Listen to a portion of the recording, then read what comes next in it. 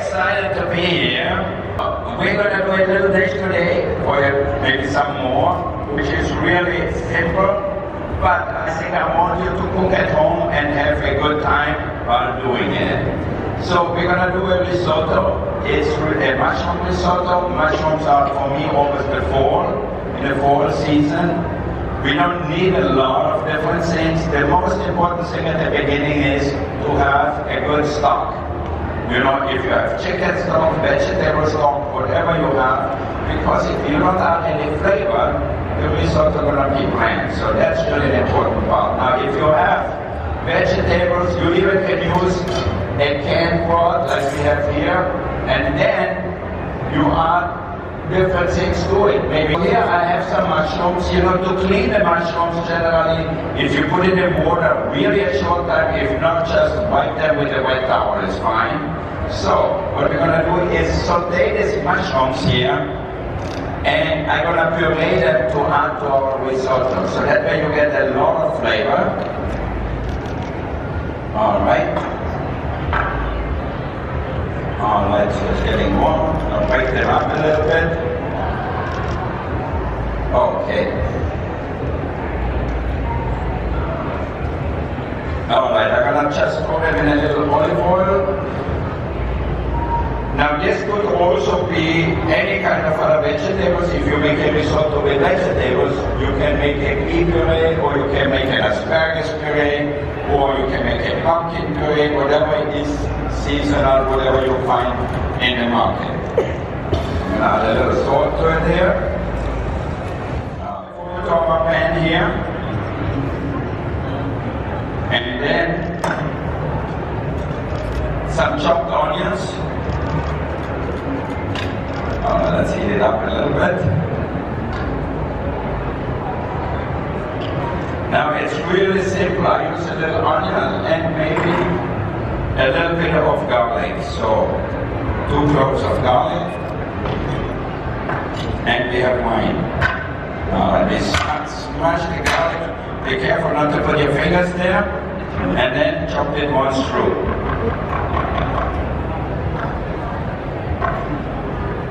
Alright. Now when I started Spargo, I did risotto, and the first time I made it was actually for a party, and I forgot that, you know, the rice, when you cook it, it becomes much more than you expected. And I remember I was making risotto for 20 people, and I used like probably 20 cups of rice, and then I had a big casserole, and I needed a bigger casserole, and at the end I had to throw it away because we had so much rice left over. Little did I know, leftover rice is good. You can make arancinis and everything. I was just so nervous having all this rice there. Alright, so then we're gonna add the rice to it. Okay, you can see here, it's doing well. Our mushrooms, okay? Okay. Alright, so now I'm gonna add rice. We're not gonna use all that because it would be way too much. Alright, so now while this is cooking, while the rice is cooking here, so you see the liquid in here, you wait until it really evaporates. You don't want to put stock in here now. You want to cook the wine down and lose it totally. So one of the important part is with risotto, you have to spend the time next to it. You know, it takes about 20 minutes to cook it, but if you just go away, it will burn on the bottom because there's starch in it. And don't burn yourself. Alright.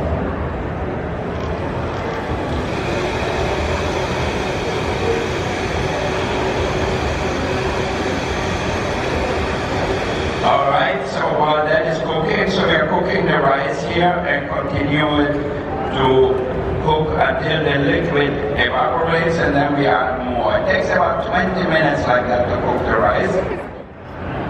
Now this is a perfect dish also to do for the season right now. You can serve it with sauteed apples, or you can serve it with a pumpkin puree or things like that. It goes very well with that. At our restaurant at the source over there, we make an Asian style duck, which is really popular too, which is like a baking duck. So, but I like it both ways. It's just a different preparation. All right. Get the mushroom puree here because it's gonna add a lot of flavor to your risotto. So if you make any kind of risotto, you have a stock. If you can make a puree out of vegetables, whatever it is, you have so much more flavor. All right, we have a little spoon so we taste it. I don't think the rice is cooked yet, but we'll look into it. So the most important thing when you're at home, just taste it as you go along. I don't add a lot of salt at the beginning because Parmesan cheese, which we're going to add a lot, is always salty a little bit. No, a little more, yeah. Okay. You want to slice this mushroom a little bit over there?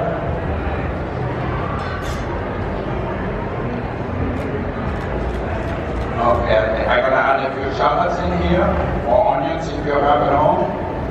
And we're going to saute mushrooms to garnish our rice.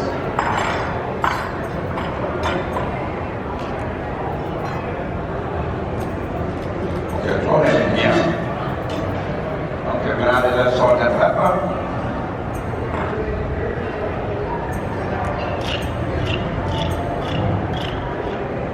Okay. Alright, so now to cook the duck breast properly, we're going to put its skin side down first. And we're going to cook it 90% on the skin side. So that way the fat is going to melt down. So we're going to turn down the heat.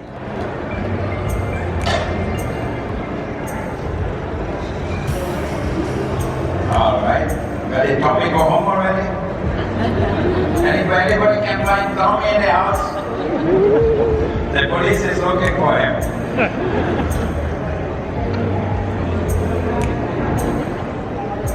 Alright, takes a little longer. You can see how creamy it gets already here. So that's really what you want for a risotto. Add a little more stock.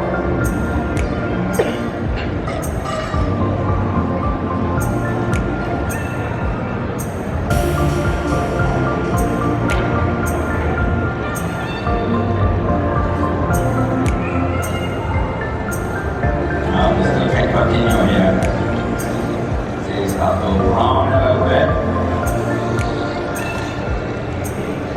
Now it's interesting, when I opened Spargo in 1982, and cooking Italian, California style food, the first thing is I put on a menu California cuisine because it was a mixture. Like people ask me, okay, what is California cuisine? I said, it really represents Los Angeles, all the different cultures we have, with the regional ingredients we have. And we are lucky in California, to have great farmers, to have all these people bringing us amazing products. So, but I used all kinds of influences. That's how I opened Chinois. And even I never learned about cooking Chinese food.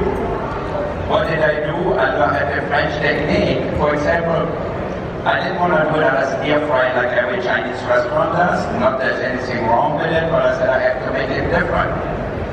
So for example, you have beef stir fry, chicken stir fry, whatever it is. I cooked like a whole steak on the grill, and then I made like a caramelized shallot sauce with mirin, with ginger, and instead of thickening all my sauces with cornstarch, I use sometimes coconut milk, or I use butter.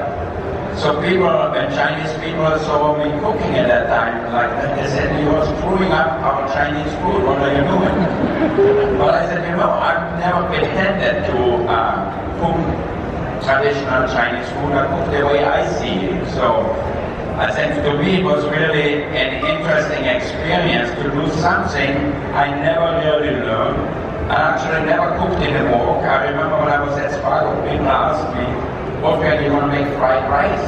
And I said, fried rice? I don't know. And then I had to go look and said, what is fried rice? I went to a Chinese restaurant and I ordered fried rice, so I got it then. All right. How are you? You good? Yeah. A little longer. All right. The rice is getting there now. And then we'll finish our duck breast also. All right, now we have a microphone there. If anybody wants to ask a question, you can go up to the microphone and ask me. As long as you don't ask me about my ex-wife, I'm okay. Barbara? Oh, she's not here. All right.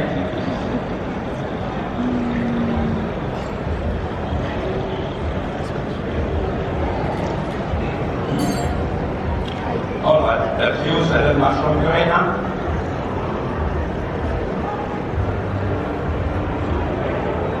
So we're going to add the mushroom puree. Not only it's going to give it a lot of flavor, but it's also going to make it creamy.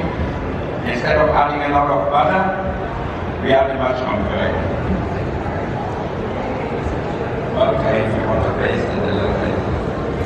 Okay, put a few squeeze of lime into the duck pan here so we get a little flavor.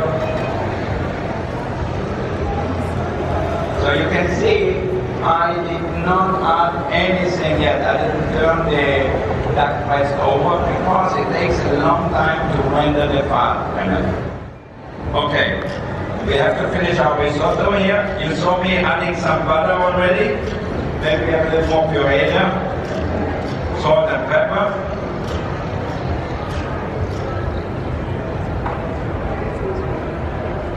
All right.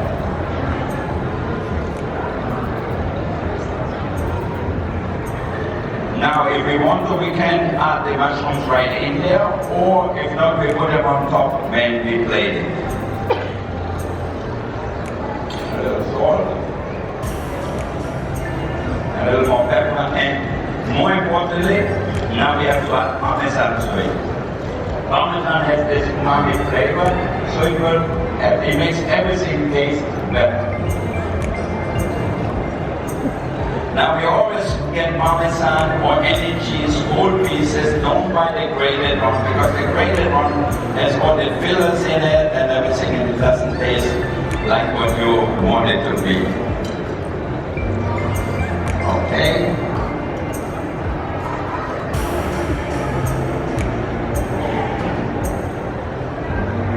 Okay, you can see how nice and creamy our rice is here, our risotto is. Do you taste one more time? Okay, I think it should be pretty much okay now. We're going to put a little Parmesan on top. Alright, okay. You're happy? Okay, I can keep my job? Okay, good.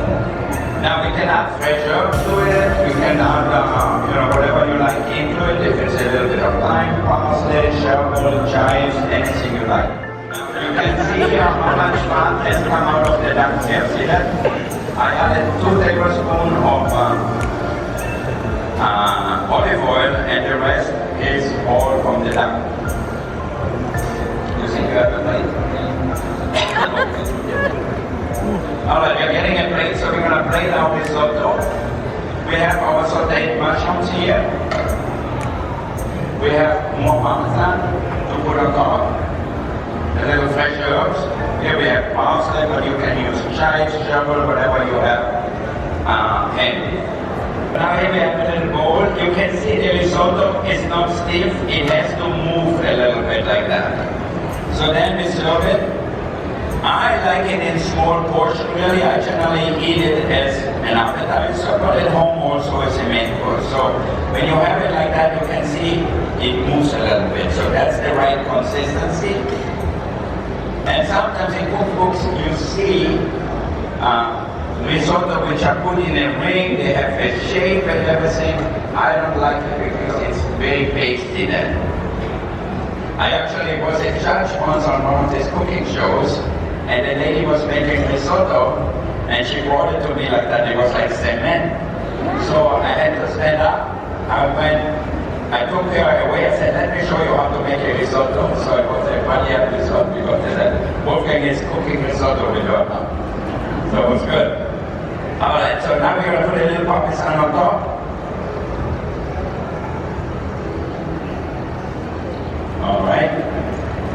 And we're going to sprinkle a little fresh parsley on top. If you have nice parsley leaves or something, you always can put a little thing of that on top too. If they're nice and out of the refrigerator, just to make it look beautiful. So it's so simple, so easy. Clean it up a little bit. And here we have our first course, our risotto with mushrooms. Alright. It's easy, it's simple, and it's not expensive for us. Let's put that on the side. Maybe we will plate it up for something. Alright, now I think our duck is really start to cook really well on the skin side. You can see how nice and dark and crispy it is. So I'm going to put it a little bit on the meat side here, or I could leave it just like the other way and put it in the oven also. So this way now you have a nice and crispy skin, and then we're going to make a little sauce. What we have to make a sauce on? Oh my God, what is that? What is it? Oh, it's okay. Put it down over there or something. Now, the important part, when we do that, the duck, we have to let it rest. Like you know, any kind of meat we cook, before we cut into it, it should rest. Even if it's a simple steak, if it's a chicken, a turkey, whatever it is, let it sit for 10 minutes, depends the size of the meat, but it should rest a little bit. So that's an important part. So once we finish the duck, we're going to make the sauce. That's the time when the duck breast is ready. Here, a little port wine. Alright, let's turn on the heat here. Okay, we're going to replace with a little port wine or red wine, the pan here. And just we're going to make a little sauce. Okay, but we have to give a little red wine. What do we always say what the chef has to do is taste? Alright. It's about time to get a little break here. Cheers. You know, it's a good wine to go with our duck breast. Alright, we have more questions? One or more? Because sooner or later I'm gonna go have a glass of wine. Alright, you can see now it's like a little syrupy, and to do it really well, we're going to turn down the heat and just add a little butter. Now you also can add a little cornstarch to it if you want to, but we're going to just add a little butter in it. So we don't need a lot of sauce, we just need it to enhance our duck breast. So instead of using a lot of it, we use very light sauce. So you shouldn't swim in the sauce. Alright, now let's bring the duck over here. Alright. See, still nice and pink inside. And the skin is really crispy, and you can see the fat has rendered.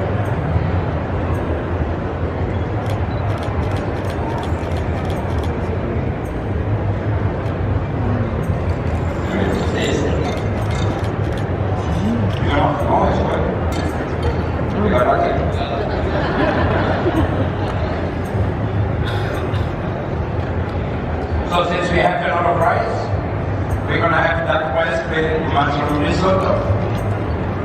Put that down the center. Okay. Now this could be sweet potato puree, this could be any kind of vegetables. And then we're just going to line them up like that here on top. Okay. And then with a little spoon, we're going to place a little bit of our sauce on top. So see, I did not think I'm gonna do that before, we just made it up as we went along. And I always tell people, you know, cooking is like making love. You don't really make an exact plan before. Whatever happened, happened, and the kids said whatever happened.